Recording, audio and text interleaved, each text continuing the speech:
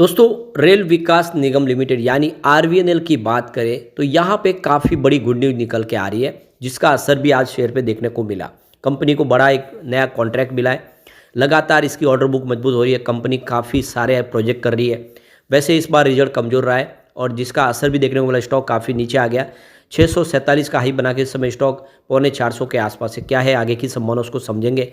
साथ में यहाँ पे हम आईआरसीटीसी को डिस्कस करेंगे, जिसने अपना Q3 का रिजल्ट डिक्लेयर कर दिया। रिजल्ट के अंदर क्या क्या पॉजिटिव बातें रही है और क्या कमजोरी रहेगी, उसको समझने की कोशिश करेंगे इस वीडियो के माध्यम से। आईआरसीटीसी जिसका मोनोपोली बिजनेस है, लेकिन शेयर की प्राइस काफ़ी नीचे है। साथ में हम यहाँ पे आईआरएफसी को डिस्कस करेंगे, यानी रेलवे इंफ्रा कंपनियों की जो फाइनेंस प्रोवाइड करने वाली कंपनी है आईआरएफसी। यहाँ पे कुछ बड़ी अपडेट निकल के आ रही है, जिसको इस वीडियो के माध्यम से डिस्कस करेंगे। साथ में हम कोठारी प्रोडक्ट को डिस्कस करने जा रहे हैं, जिसने काफ़ी शानदार बोनस देने का ऐलान कर दिया, यानी एक शेयर के ऊपर एक शेयर। लेकिन फ्रेंड्स, उससे पहले अगर आप पहली बार हमारे चैनल पे आए तो चैनल को सब्सक्राइब कर दीजिए, एक बेल आइकॉन दबा दीजिए, ताकि जब भी नया वीडियो बने पहला नोटिफिकेशन आपको मिले। वीडियो पसंद आए तो लाइक शेयर जरूर कीजिए। चलो फ्रेंड्स, वीडियो स्टार्ट करते हैं। मैं हूँ आपका दोस्त एसबी दवे और हमारे अपने चैनल ऑनलाइन कमाई में आपका बहुत बहुत स्वागत है। सबसे पहले रेल विकास निगम लिमिटेड की बात कर लें। 374 पर क्लोजिंग थी आज। 1.41% की तेज़ी देखने को मिली। अब यहाँ पे देख दो कि आरवीएनएल को एक बड़ा टेंडर मिला है।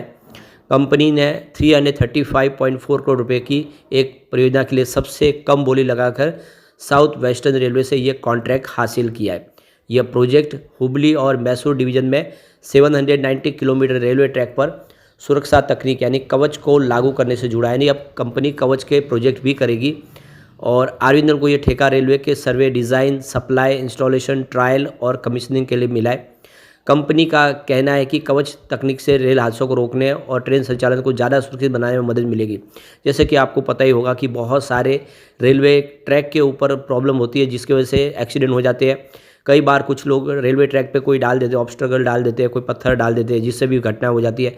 अब ये कवच एक ऐसी टेक्नोलॉजी है जो ऑटोमेटिक, अगर आप देखें तो जो रेलवे के अंदर से भी कोई खामी रहती है, तब भी ये कवच टेक्नोलॉजी उस ट्रेन को ऑटोमेटिक रोक सकती है। एक ही ट्रैक पे अगर 2 ट्रेन आ गए तब भी उसको रोक देगी। ये बहुत ही शानदार टेक्नोलॉजी है, जो अभी यहाँ पे आरवीएनएल इसको कंप्लीट करता ज़्यादा दिखाई दे रहा है। तो भले ही आरवीएनएल को नया प्रोजेक्ट मिला हो, लेकिन कंपनी का प्रॉफिट गिर रहा है। हाल में ही जारी नतीजों में आरवीएनएल का जो प्रॉफिट है उसमें 27% की गिरावट देखने को मिली है, जो 286.9 करोड़ के आसपास आ गया है। पिछले साल इसी तिमाही में कंपनी को 394.3 करोड़ का प्रॉफिट मिला था। इसके अलावा आरवीएनएल का जो रेवेन्यू है उसमें भी 1.2% की गिरावट देखने को मिली है, जो 4,855 करोड़ के आसपास आ गया है। अब एबिटा में भी देखें तो 9% की गिरावट है, जिससे इसका ऑपरेटिंग प्रॉफिट मार्जिन 6% से गिर के 5.6% पर आ गया है। तो ये इसके लिए कमजोरी जरूर है, क्योंकि रिजल्ट कमज़ोर है। आप अच्छे से अगर रिजल्ट को देखेंगे तो आपको समझ में आएगा कि सारे आंकड़े रेड में ही आपको दिखाई देंगे। रेवेन्यू 4.85 थाउजेंड करोड़ के आसपास है, जहाँ पे 1.21% की ईयर ऑन बेसिस पे गिरावट देखने को मिली।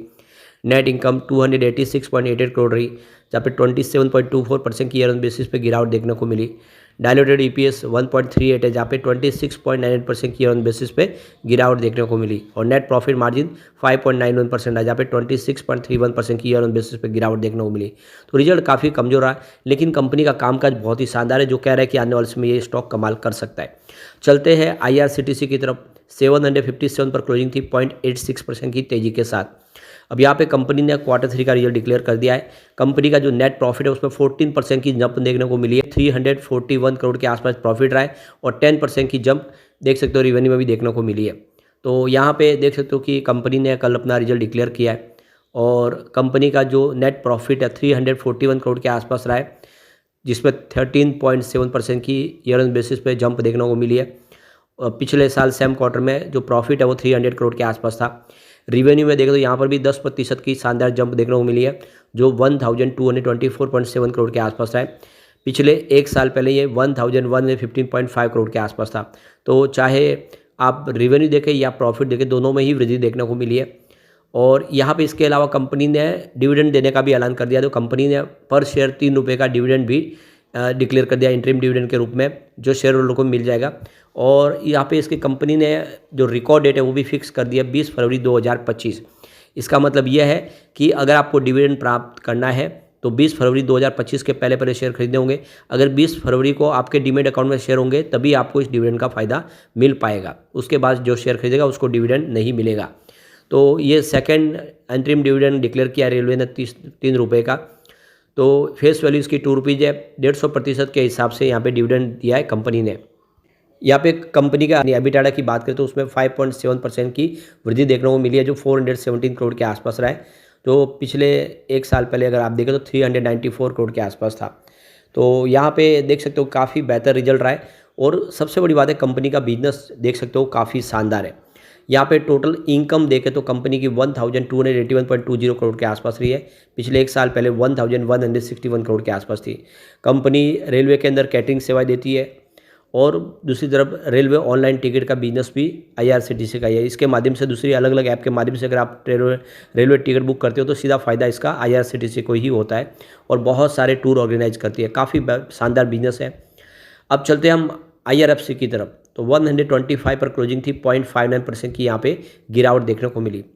अब जो बड़ी अपडेट निकल के आ रही है यहाँ पे देख सकते हो कि नॉर्थ ईस्ट फ्रंटियर रेलवेज़ को लेकर सरकार इस समय बहुत ज़्यादा ध्यान दे रही है और आने वाले समय यहाँ पे बहुत सारे नए प्रोजेक्ट शुरू करेगी। इसके लिए करीब 10,400 करोड़ रुपीज़ का जो फंड है सैंक्शन किया गया है इस बजट में। तो यहाँ पे देखो कि चीफ पब्लिक रिलेशन ऑफिसर यानी CPRO ने जो मंगलवार को बयान दिया है, जो हमारे PM मोदी जी है उनका जो विज़न है नॉर्थ ईस्ट को डेवलपमेंट करना और रेलवे की कनेक्टिविटी से उसको पूरी तरह से जोड़ना, रेलवे इंफ्रा के माध्यम से नॉर्थ ईस्ट को दूसरे राज्यों के अच्छे से जोड़ देना, इसके लिए यहाँ पे काफ़ी बड़ा खर्च किया जा रहा है। तो देख सकते हो कि अब नॉर्थ ईस्ट को एक तरह से जो पहले काफ़ी कटा हुआ भाग था वो जुड़ जाएगा मेन स्ट्रीम से और देख सकते हो कि हर स्टेट से वहाँ पे उसको कनेक्टिविटी दी जाएगी। तो काफ़ी बड़ा खर्च किया जा रहा है और ये बहुत अच्छी बात है कि नॉर्थ ईस्ट के ऊपर फोकस किया जा रहा है। एक और जो बड़ी अपडेट निकल के आ रही है, पहली बार 17 फरवरी को देखो वैली के अंदर यानी जम्मू कश्मीर के अंदर ट्रेन अब चलती हुई दिखाई देगी और यहाँ पे 70 साल के बाद जो सपना था वो पूरा होता हुआ दिखाई देगा। रेल सर्विस अब यहाँ पे जम्मू कश्मीर में होगी और इनोग्रेट करेंगे हमारे PM मोदी। तो देख सकते हो कि यहाँ पे PM मोदी ने वंदे भारत ट्रेन के लिए एक नया अध्याय जोड़ते हुए यहाँ पे ट्रेन को शुरू करने की हरी झंडी दे दी है। तो देख सकते हो कि उधमपुर श्रीनगर बारामूला रेल लिंक के ऊपर ट्रेन को शुरू किया जाएगा। इंडिया का पहला केबल वाला ब्रिज भी बनाया गया है, अंजी घाट ब्रिज, जो 331 मीटर का जो है ये केबल के ऊपर बनाया गया पूरा ब्रिज है रेलवे का। इसके अलावा जो चिनाव रेलवे ब्रिज है ये सबसे देखोगे टेलेस्ट ब्रिज है पूरे वर्ल्ड के अंदर, 359 मीटर का रिजोर नदी के ऊपर बनाया गया। अब चलते हैं कोठारी प्रोडक्ट की तरफ। तो 176 पर क्लोजिंग थी, 0.34% की यहाँ पे तेज़ी देखने को मिली। तो कंपनी अब एक शेयर के ऊपर एक शेयर बोनस देने जा रही है। इसकी एक्स बोनस डेट है 18/2/2025। तो 18 तारीख के पहले पहले आपके डीमेट अकाउंट में अगर शेयर होंगे तो आपको इस बोनस का फ़ायदा मिल जाएगा। यहाँ पे कंपनी की जो सबसे बड़ी बात है, कंपनी लगातार अपने डेट को कम कर रही है और ऑलमोस्ट डेट फ्री हो चुके हैं, ये सबसे बड़ी बात है। इस समय जो स्टॉक ट्रेड कर रहा है वो 0.48 टाइम्स अपनी बुक वैल्यू से नीचे ट्रेड करता हुआ आपको दिखाई देगा। और यहाँ पे इसके रिजल्ट की बात करें, जो बिजनेस की बात करें, बिजनेस कमज़ोर जरूर है। सेल्स ग्रोथ देखें तो पिछले 10 साल के हिसाब से -16% है, 5 ईयर के हिसाब से देखें तो -30% है, 3 ईयर के हिसाब से -32% है, लेकिन इस TTM -11% है। तो पिछले 10 सालों में सेल्स ग्रोथ निगेटिव भले हो लेकिन उसमें कमी आ रही है। प्रॉफिट ग्रोथ देखें तो 10 ईयर के हिसाब से -8% है, 5 ईयर के हिसाब से -27%, 3 ईयर के हिसाब से 31% पॉजिटिव था, लेकिन इस TTM 761% निगेटिव है। तो प्रॉफिट ग्रोथ में भारी कमी देखने को मिली है, लेकिन अब बोनस का फायदा मिल रहा है और कंपनी का बिजनेस देख के लग रहा है कि कुछ कमाल आने वाले समय होता हुआ दिखाई दे सकता है। लेकिन फ्रेंड्स, कोई भी इन्वेस्टमेंट करने से पहले अपने फाइनेंशियल एडवाइजर से एडवाइस ले ले या अपना खुद का रिसर्च करें, क्योंकि मैंने वीडियो आपके एजुकेशनल पर्पज़ के लिए ही बनाया। वीडियो पसंद आए तो लाइक से जरूर कीजिए और चैनल को सब्सक्राइब कर दीजिए। Thank you friends.